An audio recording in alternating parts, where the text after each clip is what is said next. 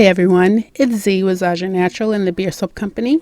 This video will feature how I made my second attempt at the Pointy layer soap for this month's soap challenge.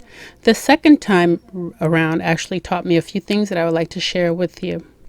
One thing you will need to have with this project is a lot of patience. Each layer took me about 6 minutes to pour. I did speed up the video during those areas so I wouldn't bore you, but patience is definitely a virtue if you're trying to attempt this method. You can view the video of how I created this color palette in the card that I will attach in this video. I nailed everything except the blush pink layer. I do wish it was pinker, but oh well. All in all, I like it, and I especially love the slight glycerin line between the teal and the violet colors. So on with the tips. First thing is your fragrance choice. Pick a fragrance that you've worked with before. This is not a method to try something new with, unless that fragrance has been tested by many and proven not to accelerate. Even then, there's no telling if it will work with your particular recipe. I recommend using something familiar or no fragrance at all to get some practice. The recipe I created for this batch uses a bit of a water discount, but I would not recommend doing a water discount unless you've had a few batches under your belt.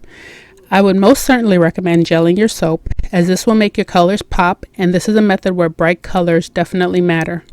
With all that being said, I'll share what I learned from this particular batch. What I decided to do this time around was hand blend the batter first, then I stick blended it for about 5 seconds to ensure emulsification. After that, I hand blended all the colors. I'm a little tired, guys. I hand blended all the colors.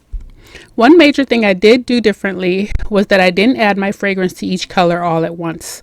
I waited until I was ready for that color, and then I added that fragrance. This helped ensure that my batter would be fluid enough for penetration of the next layer. Another thing is to distance your pour from the mold. When you're starting your next layer, try to pour a little higher and go over that first line a few times. When you move your cup over, move it over an inch and then repeat that same method. Keep doing this until you've made a few solid lines, then start covering the bottom layer completely. This will create a more dramatic look, which I kind of think looks like fire. Once you have full coverage, you can relax your arm, rest the spout against the edge of your mold, and continue to pour.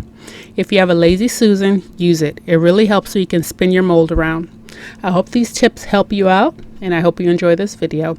Let me know what you think in the comments below, and like, comment, subscribe, and share.